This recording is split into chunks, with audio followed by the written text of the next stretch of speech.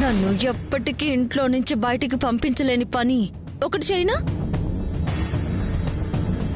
ఏంటని ఆలోచిస్తున్నావా? శోభనం.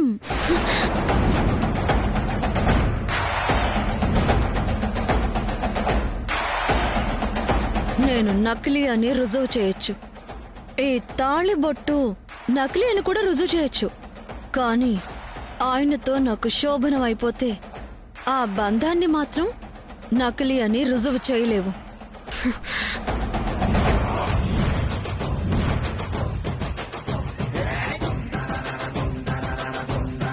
పిచ్చి పిచ్చిగా వాగావంటే పొడిచి పారేస్తాను. శోభనం కాదు కదా, నీ నీడ కూడా ఆయన మీద పడనివ్వను. అమ్మో, అయితే పందెం కాసుకుందాం. ఈ రోజు దేవాంశ్తో సారీ మన మొగుడితో నా శోభనం జరిగేలా చేస్తా.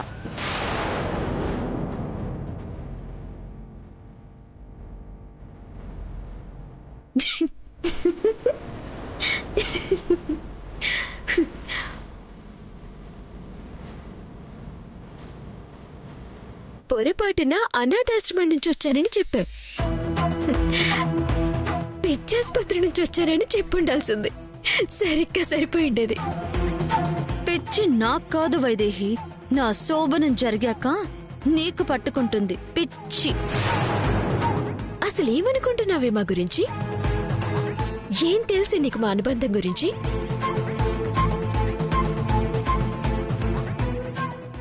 మనుషులం వేరు, మనసు ఒక్కటే.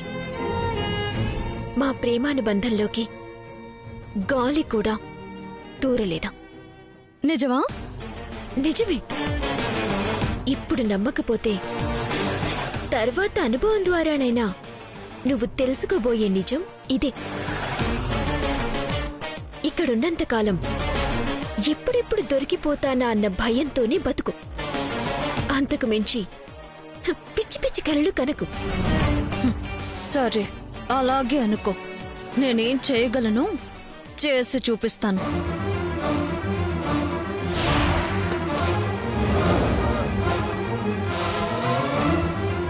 దీని వేషాలు రోజు రోజుకి పెచ్చిమీరుతున్నాయి. తొందరగా ఏదో ఒక ఆధారంతో బయటికి పంపించాలి.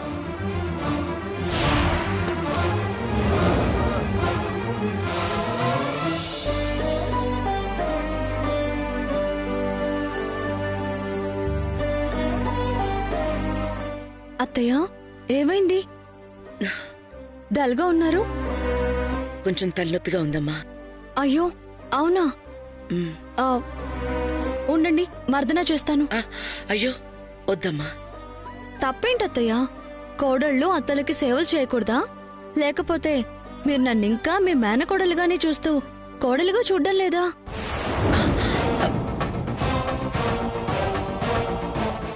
అయ్యయ్యో, అంత మాట అన్నావేంటమ్మా? నువ్వు మా మేనకోడలివి, వారసుల్నిచ్చి ఈ వంశాన్ని వృద్ధి చెయ్యాల్సిన కోడలివి. మరప్పుడు మా అత్త మేనత్త బాగోగులు చూసుకునేది కూడా నేనే కదత్తయ్య. మర్దన చేస్తాను.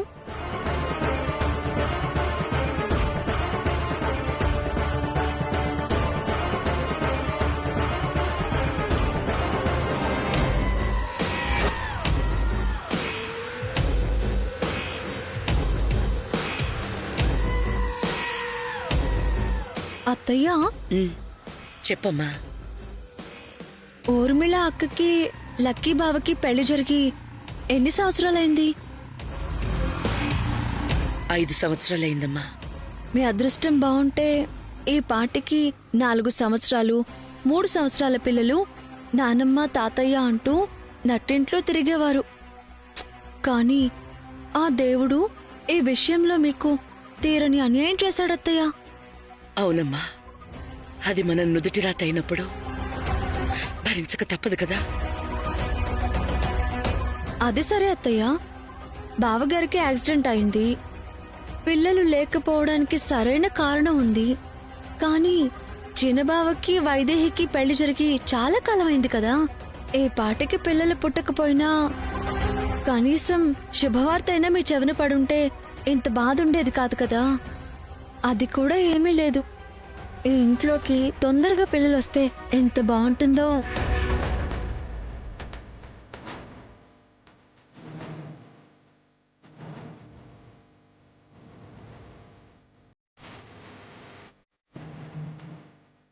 ఆ, ఏమైంది అత్తయ్య?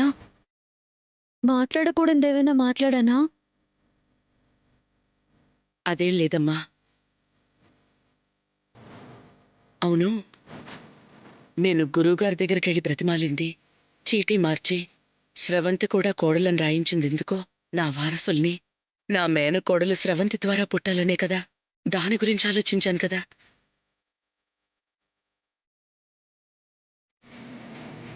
ఒకవేళ ఆ చీటీ మార్చనన్న సంగతి బయటపడితే అప్పుడు స్రవంతే కోడలు కాకుండా పోతుంది. ఈలోగా తన ద్వారా వారసులు పుట్టాలి.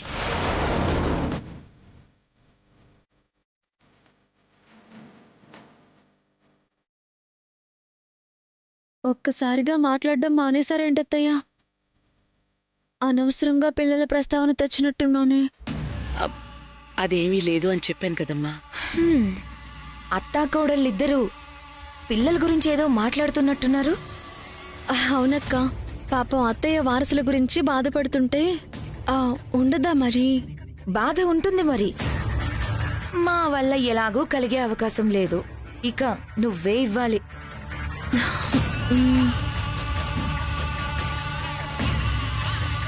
కోడలిగా ఆ బాధ్యత ఉందక్క.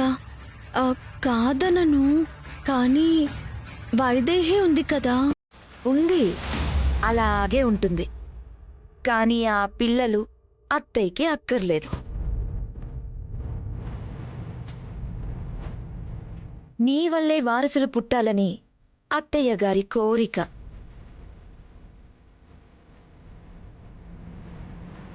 చెప్పండి అత్తయ్య గారు.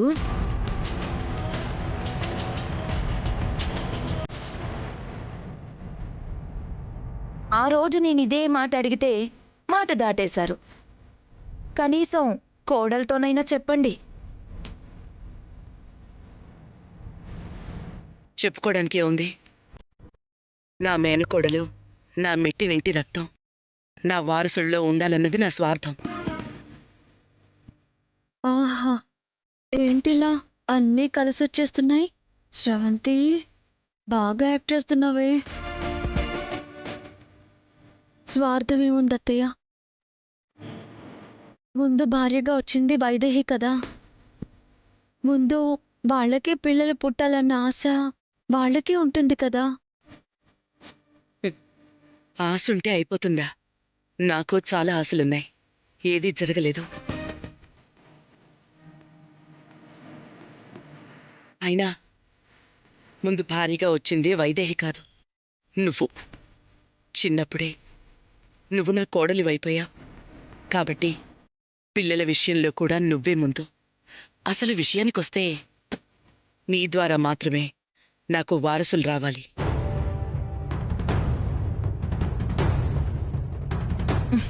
స్రవంతి బాధ మీకు అర్థం కావట్లేదు అత్తయ్య. మరిది గారి గదిని వైదేహి ఆక్రమించింది కదా. స్రవంతి ఉండేది వేరే గదిలో కదా. అప్పుడు స్రవంతికి మీకు వారసుల్ని ఇవ్వాలనున్నా ఎలా ఇవ్వగలుగుతుంది?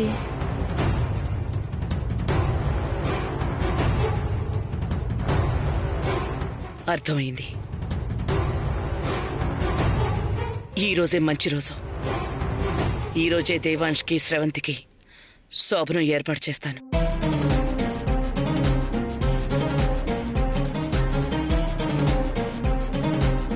కానీ బావ ఒప్పుకుంటాడా అత్తయ్య? ఎందుకంటే బావ మనసులో నేనింకా స్థానం సంపాదించుకోలేదు కదా. జీవితంలో స్థానం ఉంది కదా, దగ్గరైతే మనసులో కూడా అదే వస్తుంది. నేను దేవాంష్తో మాట్లాడతాను, భయపడకు.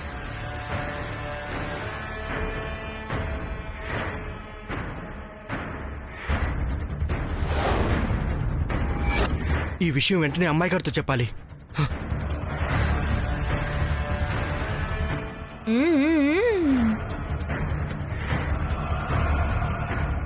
ఈ రోజే నీ శోభనం అన్నమాట.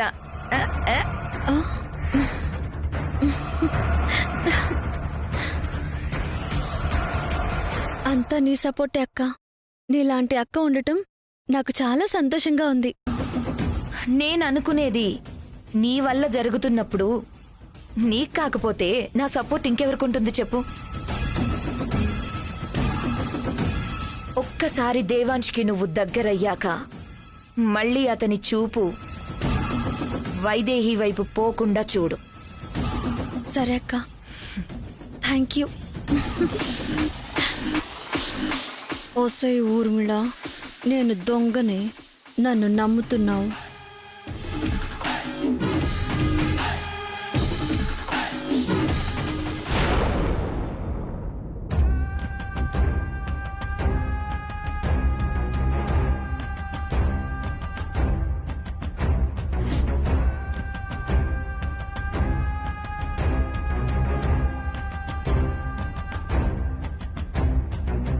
ఆయన్ని మాత్రం ఏమీ అనొద్దు. మీ అందరికంటే కూడా ఎక్కువ బాధను అనుభవిస్తుంది ఆయనే. కాకపోతే ఎవరిని అడగాలో తెలియక, ఎవరిని నిందించాలో అర్థం కాక మౌనంగా ఉండిపోయారు.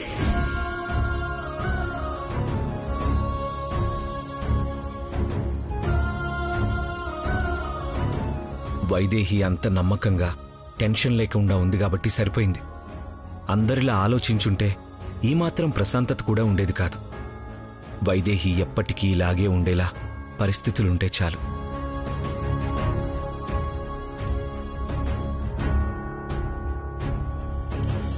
నాన్న దేవాంష్, ఆ? అమ్మా,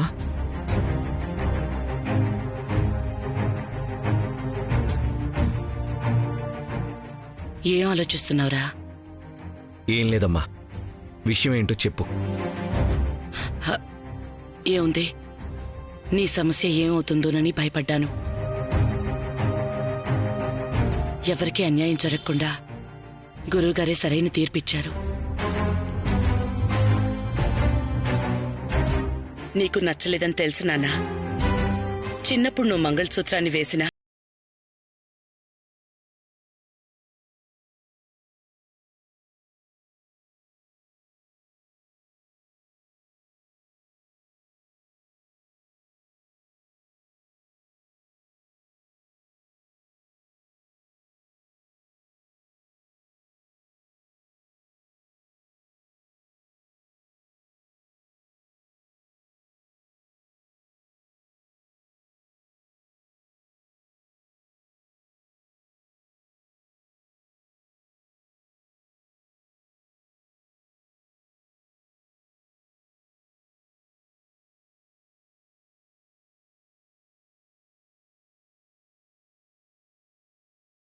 చెప్పేది నువ్వు చేస్తావో లేదో అనే నమ్మకం నాకుండాలి కదరా.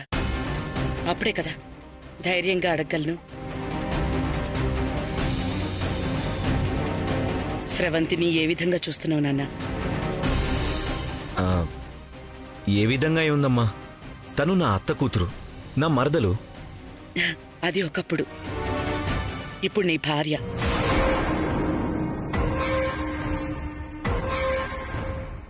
మరదలిగా కంటే కూడా భారీగా చూసుకోవాల్సిన బాధ్యత నీకెక్కువగా ఉంది. కానీ నీ ప్రవర్తన చూస్తుంటే వైదేహిని తప్ప స్రవంతిని భార్యలా చూసేలా లేవు. ఒకరిని ఎక్కువగా ఒకరిని తక్కువగా చూస్తే స్రవంతి బాధపడుతుంది కదా. ఒక ఆడపిల్ల శాపం ఈ ఇంటికి మంచిదా?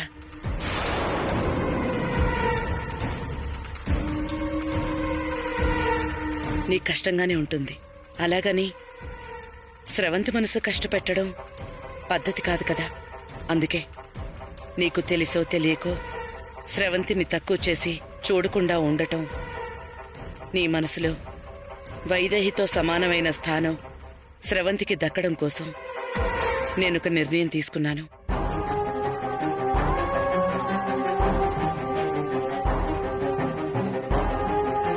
మీ ఇద్దరికీ ఈ రోజే మొదటి రాత్రి.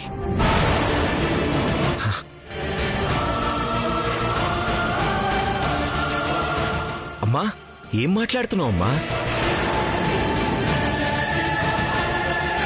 నాకు తెలుసు నాన్న, నువ్వేం చెప్పబోతున్నావో కూడా నాకు తెలుసు. మనిషి బాధపడ్డప్పుడు బాధ్యతల్ని దూరం చేయకూడదు. ఇది నీ బాధ్యత. దీనికోసం నీ మనసుకి ఎలా నచ్చజెప్పుకుంటావో నువ్వే ఆలోచించుకో. కానీ ఇది జరగాలి.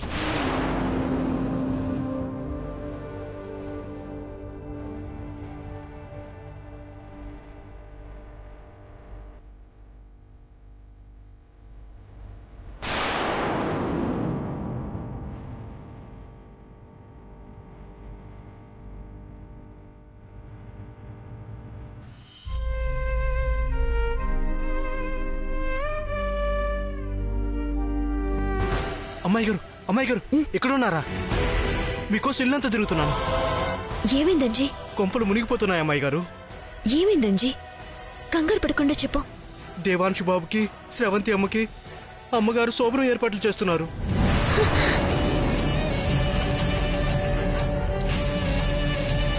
నన్ను ఎప్పటికీ ఇంట్లో నుంచి బయటికి పంపించలేని పని ఒకటి చేయనా? ఏంటని ఆలోచిస్తున్నావా? శోభనం.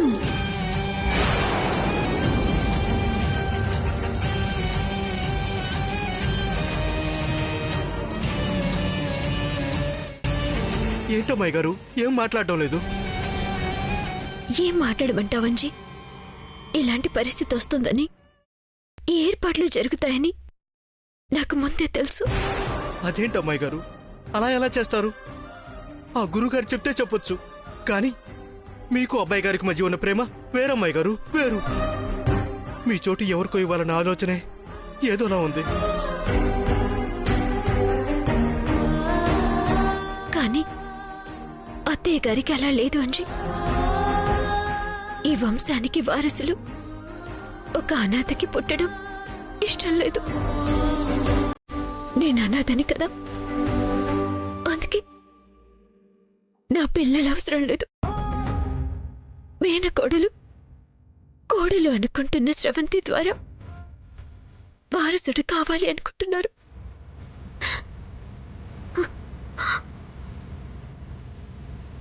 కానీ అత్తయ్య గారికి తెలియని విషయం ఏంటంటే, శ్రవంతి అసలు మేనకోడలే కాదంజీ. ఇంకా కోడలు ఎలా అవుతుంది? కానీ ఎవరు నమ్మట్లేదు కదా అమ్మాయి గారు. అదే నా బాధ అంజీ. నిజంగా శ్రవంతి కనుక మేనకోడలు అయ్యుంటే, చిన్నప్పుడు ఆయన పెళ్లి చేసుకున్నది తననే అయ్యుంటే, నేనే ఇద్దరిని ఒకటి చేసి పెళ్లిపోయిండేదాన్ని. అలాంటి ఆలోచనలు కల్లో కూడా రానివద్దు అమ్మాయి గారు. అబ్బాయి గారు పిచ్చోడైపోతాడు. అవసరం రాదు అంజీ. ఎందుకంటే ఈ శ్రవంతి దొంగ. నా భర్తని ఒక దొంగకి కట్టబెట్టి నేనెక్కడికి పోతాను? ఇంతవరకు ఎప్పుడు అనిపించలేదు, కానీ ఇప్పుడు అనిపిస్తోంది అంజీ. నేనెందుకు అనాథని కావాలి? ఎందుకు నా కన్న వాళ్ళు నన్ను వదిలిపోవాలి? పేదవాళ్ళైనా సరే కన్న తల్లిదండ్రులు ఎవరో తెలుసుకుంటే, ఈరోజు భార్యనయ్యుండి కూడా తల్లి స్థానం ప్రశ్నార్థకంగా మిగిలిండేది కాదు. ఇప్పుడేం చేద్దాం అమ్మాయి గారు?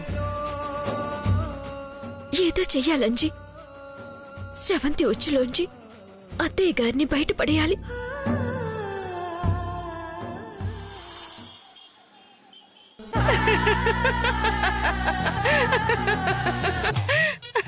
ఏంటి బేబీ, నువ్వు చెప్పేది నిజమా? దేవాంష్కి నీకు మొదటి రాత్రా?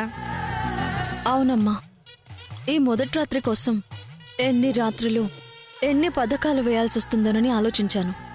కానీ ఇంత సులువుగా అయిపోతుందని అస్సలు అనుకోలేదు. అది నా బేబీ అంటే. నాకు తెలుసు బేబీ, నువ్వక్కడ అడుగు పెట్టినప్పుడే అనుకున్నది సాధిస్తావని నాకు తెలుసు. నా టార్గెట్ అదే అయినప్పుడు సాధించకుండా ఎలా ఉంటాను? దేవాంశుని చూడగానే నాకు తెగ నచ్చేశాడు మామ్. నువ్వు దశరథ రామయ్య గారికి వరుసకి చెల్లెలవైనప్పుడు నాకు దేవాంశ్ బావే అవుతాడు కదా. అందుకే నాకు ఇంకా కావాలనిపించేశాడు.